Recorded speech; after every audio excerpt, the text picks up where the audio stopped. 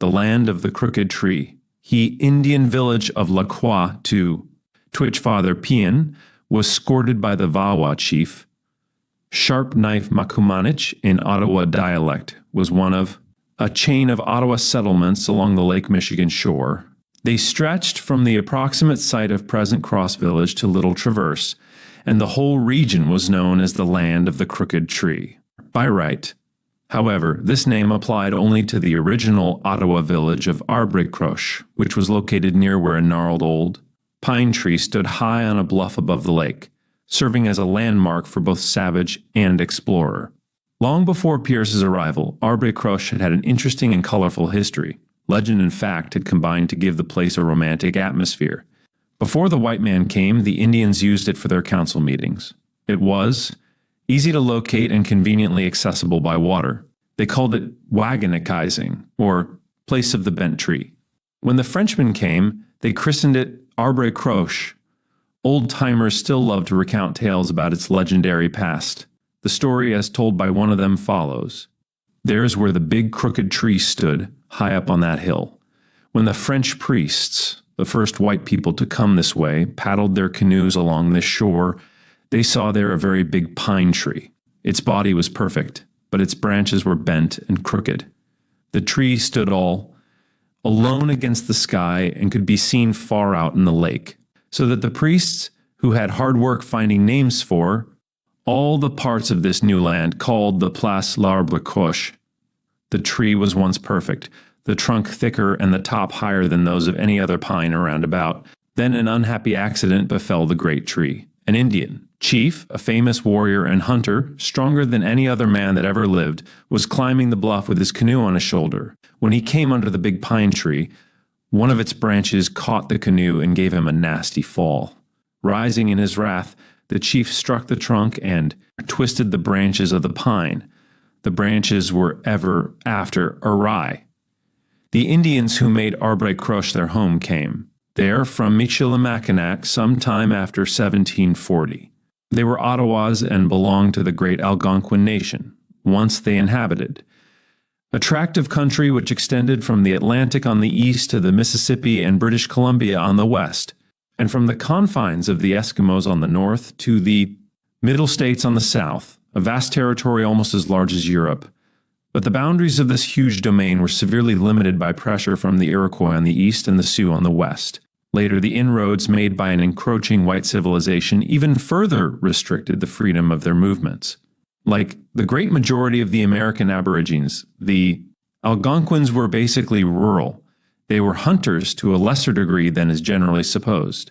Their economy was largely dependent upon the productiveness of the soil, which they tilled in primitive fashion. Hence, the Ottawas, as well as their blood brothers, the Chippewas and the Potawatomis who inhabited the Michigan region, were constantly on the lookout for arable land. Migration was frequent with them. Villages were relatively impermanent and, excepting in 2 or 3 very populous areas, widely separated from one another. The crude and primitive means of subsistence that the Indians had at their disposal seriously limited the number that a given area could support. The greatest concentration of population coincided almost perfectly with the area of deciduous forest. Maple and birch were the 2 most valuable trees, the first for its sugar, the latter for housing material and canoes. Other sources of food supply, such as game, wild apples, plants, and berries, as well as land suitable for agriculture, were more likely to be found in the deciduous than in the coniferous forest lands. When the Ottawas migrated to Arbre-Croche, they soon transformed the wilderness into a beehive of activity. As far as the eye could see, the shore became studded with Indian lodges. Most of the land in the vicinity was put under cultivation, maize and potatoes being the chief crops. Squash, kidney beans, and tobacco were also planted, although not so extensively. The construction of birch bark canoes was an art in which the Ottawas excelled. Within walking distance of the village site, they could find all the materials needed. Nature showed herself to be a generous mother to her children of the forest. The birch tree itself provided the bark. Pliable wood for the slender ribbing came from the cedar. The roots of the juniper furnished the coarse fiber for stitching. The resinous trees exuded sticky gums for caulking the seams, and a variety of roots and berries provided an almost endless array of brilliant coloring for decorative purposes. Before Father Pierce came among them in the winter of 1835, these Indians had enjoyed the ministrations of the Jesuit, Black Robes. Father Pierre Dujonay had lived among them at Michilimackinac before their migration to Arbre-Croche. This old missionary endeared himself to these savages, for he worked tirelessly alike for their spiritual welfare and their temporal advancement. In his volume on Catholic missionary activities among the Indians of the United States, Shea notes that the memory of Dujonay and Lafranc was long in benediction among the Indians, and as late as 1820, aged men of the tribe at Arbre-Croche could point to the spot where Dujonay was wont to say his breviary. After their relocation, Dujonay continued to visit his former charges periodically in order to bring them the comforts of the faith. Dujonay's correspondence reveals how deep was his concern for the Indians. Over and over again, he deplored the terrible havoc worked among them by contact with scheming and unscrupulous whites. The selfsame problems which were to harass Pierce and the missionaries of a later day confronted him. The traffic in liquor was the most serious. The Indian was not able to control his drinking, and once he tasted whiskey, he did not give it up until he was completely overcome by its effects. It seemed to arouse his most savage passions and to transform him into a raging beast. Baraga writes of this, "It is a terrible sight to see a savage in a state of intoxication, especially the women. They are then real furies.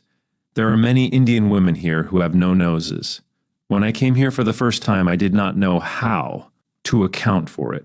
Inquiring, I learned that, when drunk, they attack one another like raging wolves and bite off each other's noses. Others, again, have lost one or more fingers in light bacchanalian fights. The men attack each other with the large knives, which they always carry with them. We often hear of murders perpetrated in drunkenness. My life is here in danger. Every evening I must carefully and securely bar my doors to guard against a visit of these monsters." More than one missionary could tell stories of narrow escapes from the hands of drunken and murderous savages. The same Baraga who is quoted above met with just such a harrowing experience at his mission on the Grand River. He had come there in the fall of 1833 from Arbre-Croche. The situation which he found at this government Indian agency for southern Michigan was far more discouraging than he had anticipated. Grand River swarmed with fur traders who plied the savages with whiskey to get their fur pelts. The brew which they peddled was cheap, raw Ohio whiskey selling for 25 cents a gallon.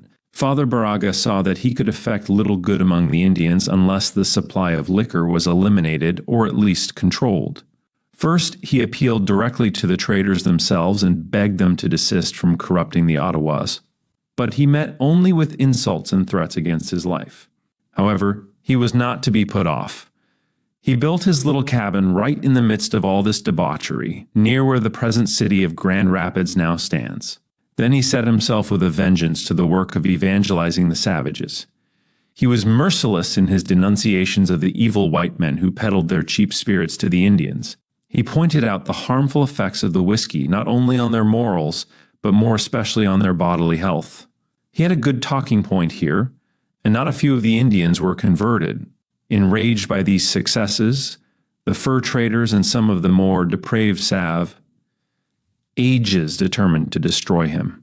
They instigated an attack on Baraga's cabin one night with the intent to murder him. Fortunately, the missionary had had advance warning, and his doors and windows were securely barred. He never forgot the terror of that night. Years later, he told the story to his vicar general, Father Edward Jacker, who in turn related it to Richard Elliot of Detroit. The latter included it in his article entitled Frederick Baraga Among the Ottawas, which appeared originally in the American Catholic Review. Concerning the effect this experience had on Baraga, Elliot writes, "For hours, this drunken mob besieged his cabin. Their yells were frightful. He expected every moment to see the bark roof ablaze and contemplated his death by fire. Word, however, was sent to the acting United States Marshal of the riot, and he came and dispersed the rioters. All during this infernal uproar, Father Baraga remained on his knees in prayer. Convinced of the evil brought upon his people by the abuse of liquor, he came to the conclusion to offer himself as an example. There in that cabin, but unawed by his assailants, he solemnly vowed to abstain from intoxicating drink during the whole course of his life. He kept that pledge faithfully to the last. But many a time, when overcome with exhaustion, when his stomach was nauseated by unpalatable food, when shivering in his wet clothing or partly frozen during Lake Superior winters, he sadly needed a glass of wine or brandy to revive both body and mind. He may have been tempted. But the night scene in his cabin on the Grand River would recur to his mind, and he offered his privation to his Redeemer. Whenever experienced, almost every missionary who labored among the North American Indians had to contend with the same problem. This was especially true in those regions which came under the influence of the British and the French. The Spanish missionaries had little or no difficulties along this line, but there were other problems too. To quote one writer, to the Europeans the Indians owed, in addition to spirituous liquors and tuberculosis, the extension of the practice of scalping. Taking the scalp block of vanquished foes had long been a rite among virtually all North American tribes, but because it was a difficult operation with crude stone knives, it was, perforce, held within limits. Europeans brought steel knives and offered bounties for scalps, especially during the War of 1812, when the Chippewas sided with the British. Thus, in much the same way that the Michigan Indians were transformed from an agricultural to a nomadic hunting people by the European demand for furs, they were transformed from a peaceful to a warlike race by the French and English demand for scalps. The French Jesuits worked among the Michilimackinac Indians until 1765. Father Dujonnet, the best remembered, and best loved of them all, had at various times enjoyed the assistance of other religious confreres, Fathers Claude Godebray-Coquart, Jean Morini, and Marine Louis Lafranc. His recall to Quebec, precipitated by the surrender of Canada to the British and the suppression of the Society of Jesus in Europe, brought the curtain down on French missionary activity in North America.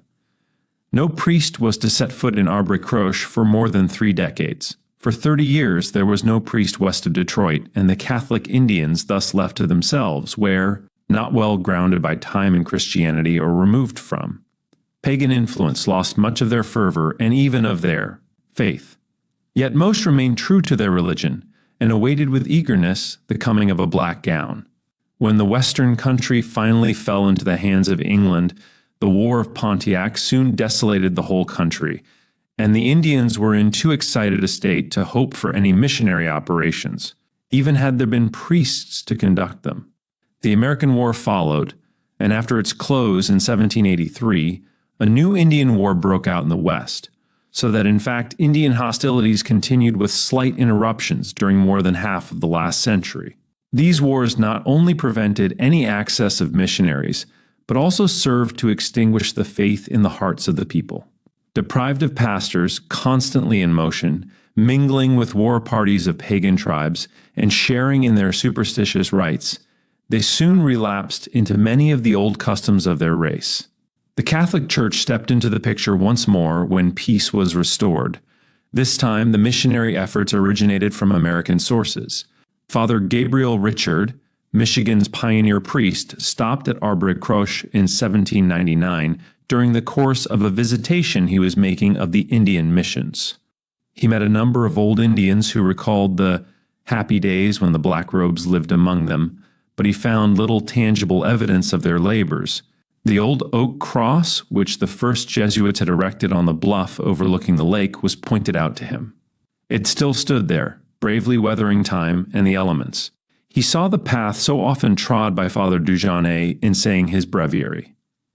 He met a venerable old brave who was the sole survivor of the original group baptized by the Jesuit fathers. Father Richard's report to Bishop Carroll did not offer much promise for the future of this historic mission. He wrote as follows: On September 3rd, I paid a visit to the Ottawas, who live on the east side of Lake Michigan, 45 miles from Mackinac. The late chief of the tribe, who died 2 years ago, had been baptized. But among the 1,300 persons who are there, men, women, and children, only one, so far as I could ascertain, has received baptism. I saw the place called La Mission, where Father Dujonai, S.J., formerly lived. There remains only a large cross on the shore, which is near 100 feet high. It is 5 miles north of the Ottawa village. I inquired of the Indians in your name whether they wish to have a priest among them for their instruction, or at least that of their children, and they appeared to be very much gratified that you and Father Levidoux should take an interest in their welfare. But Indian-like, they requested to be allowed a few days for consultation among themselves, after which they would send me an answer. After having spent 2 days among them, I returned to Mackinac on September 6th and remained there until the 24th, but up to that time I received no word of reply from them, although many came to the island at different times.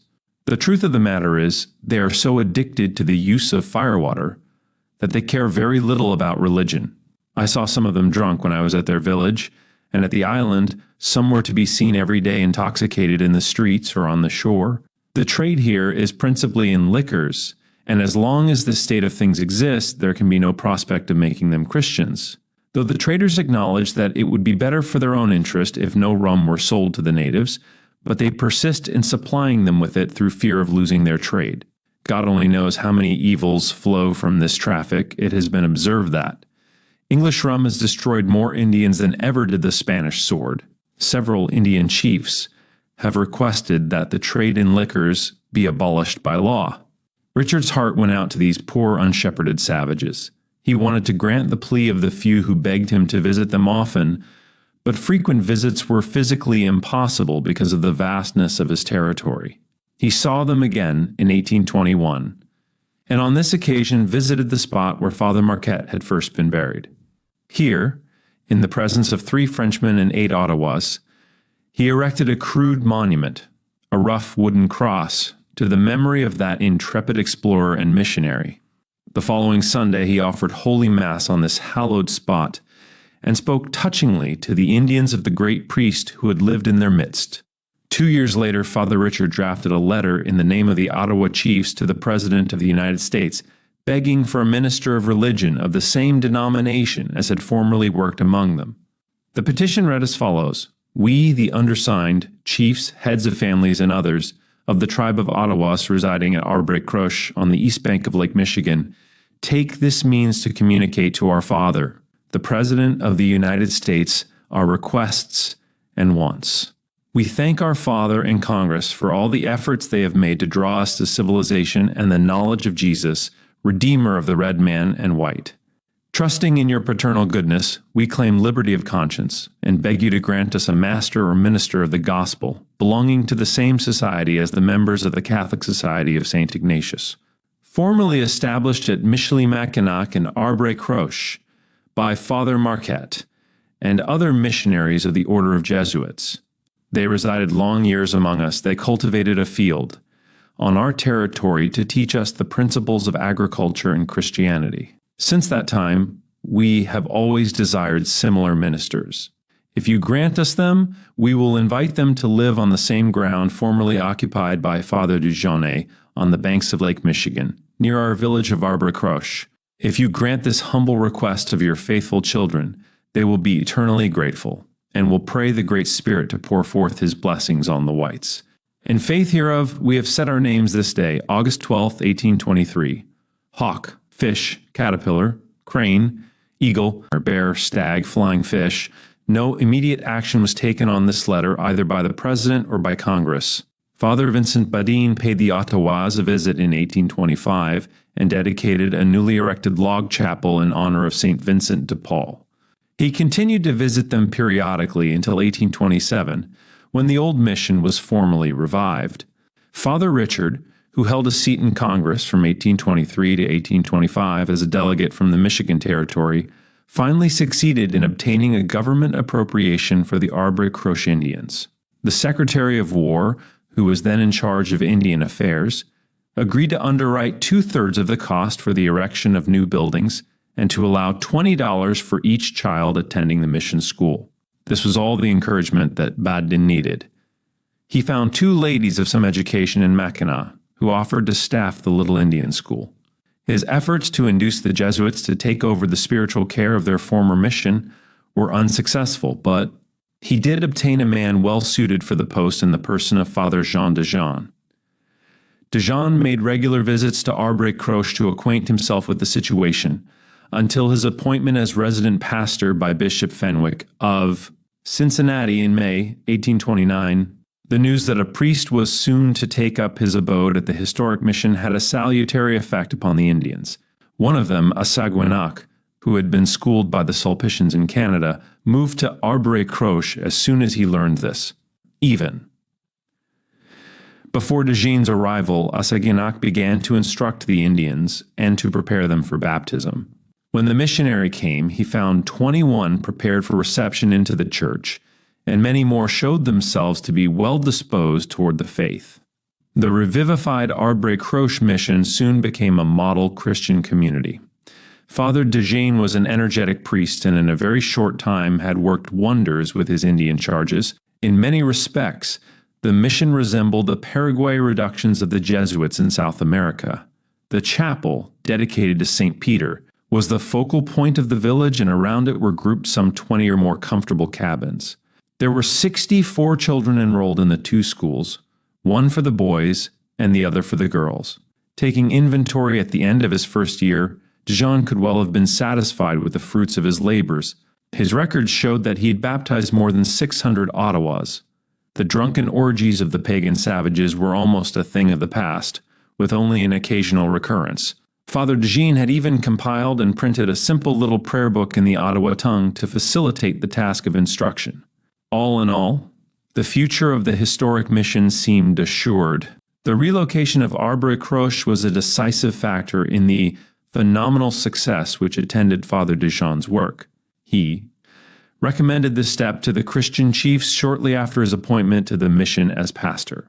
The results of his preliminary labors had been so gratifying that he did not wish to risk the danger of contagion from the pagan Indians, who were showing considerable opposition. The matter was seriously considered in several councils, and it was finally agreed that the move was essential to the well-being of the community. The Christian element moved to Little Traverse, where the new village was laid out, and the name Arbre-Croche was transferred to this new site. Father de Jean left a remarkable record of achievement behind him when he returned to France in 1831.17 during his tenure of a few short years. He established the Arbre-Croche mission on a firm basis. The able assistance of a number of zealous lay associates was in no small measure responsible for this. With him when he came were the two women previously mentioned, a Miss Bale and a Miss Williams, as well as an unidentified nun and a layman, Joseph Letourneau.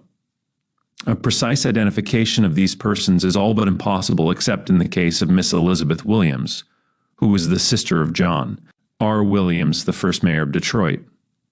As far as the others are concerned, Blackbird, a boy who attended school at the mission during de Jean's time and who later wrote a history of his people, has this to say: Reverend Mr. de Jean brought with him a Frenchman from Detroit named Joseph Letourneau as school teacher, and two girls from Mackinac Island as domestic servants, and an old nun, whose real name I never learned and knew only as sister. She was exceedingly kind to Indian children, and we all liked her very much. Life in the mission moved along at an energetic pace. Under the supervision of the missionary, the Indians constructed a church 54 by 30 feet, with 10 large windows, a combination school, and parish house 46 by 20 feet, with 3 rooms, the largest of which was used as a classroom. Letourneau was placed in charge of the boys and daily gave them lessons in French and etiquette. He also supervised them in clearing the land for cultivation and in planting corn and potatoes. The 2 ladies were in charge of the girls and saw to it that they learned the domestic sciences as well as the basic elementary subjects. Knowing that the routine management of the mission did not require his constant presence at Arbre-Croche, Father de Jean had no scruples about absenting himself to go on his missionary journeys. He regarded these as almost indispensable to the success of his work. Only a bare handful of his charges lived close to the church. Well instructed in the faith, they required only a minimum of attention. To reach the many others scattered throughout a widespread area, most of them still in the catechumen stage, he spent what seemed like endless days tramping through the woods and seeking out one family after another. He lived like an Indian himself during these trips, even to moving in with the family he visited and sharing their primitive hospitality. The method proved to be effective, for nothing won the heart of the savage more completely than to have the white man show himself to be a brother to him in more than speech. This is borne out by the reminiscences of one old Indian.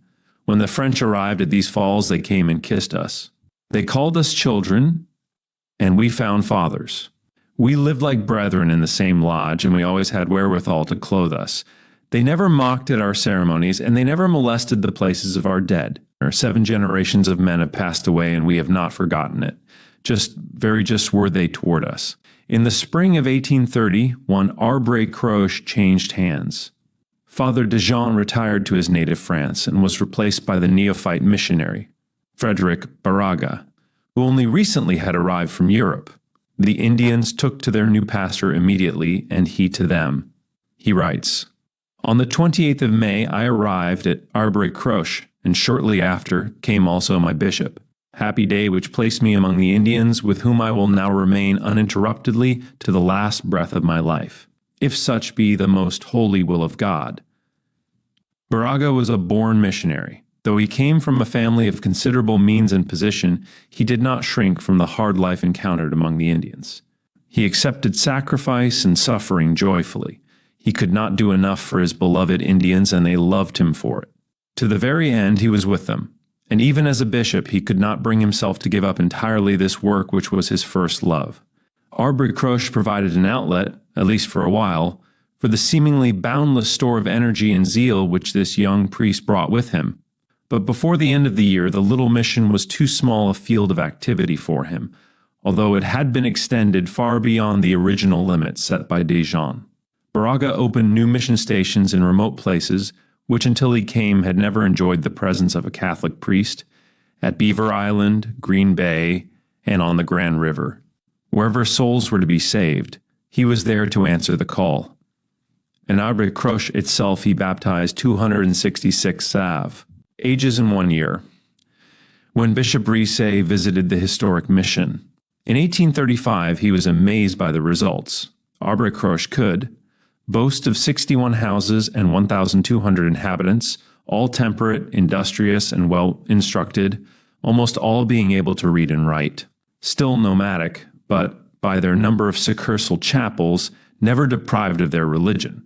In the summer of 1833, Baraga made a cursory trip among the Indians of the Grand River region to explore the possibility of setting up a permanent mission among them.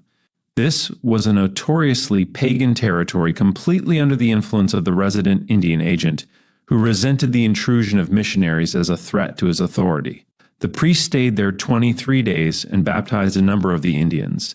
This represented phenomenal success. The Baptists had worked the territory for 8 years and made no progress at all. They were so pleased was Risset with this initial report that he forthwith appointed Baraga the resident pastor of the Grand River Indians. The Redemptorist Sander was named to succeed him at Arbre Croche. Baraga worked in the Grand River area for 2 years with excellent results, but even as he was reporting progress to his bishop, other forces were at work to have him removed. The Indian agent sent letter after letter to Washington representing Baraga as an opponent of the administration and hostile to the government plan for removing the Indians to lands beyond the Mississippi. Eventually, Bishop Risset was asked to relieve the situation by transferring the missionary to a new post. This he did with extreme reluctance, yet feeling that discretion demanded he accede to the wishes of the Indian office to avoid jeopardizing the future of the whole Catholic missionary effort among the Indians. Baraga was assigned to the Lake Superior missions after this incident. En route to his new field of labor, he stopped off for a brief visit at Arbre Croche. There his former charges begged him to remain with them, for momentarily they were without a resident priest. But he put them off, assuring them that they would soon obtain another shepherd. A Belgian priest, a certain Father John de Bruyne, was sent to them during the summer months of 1835. In the fall he was replaced by Sainderl, whom Bishop Riese had induced to return to the Indian missions. Sanderl remained until 1839, when Father Pierce appeared on the scene to remain in charge of Arbre, Croche, and its affiliated missions until his departure for Minnesota in 1852. Notes. 1. Cross Village takes its name from the fact that the first Jesuit missionaries erected a wooden cross on the steep bluff overlooking Lake Michigan, on which the original Indian village was situated.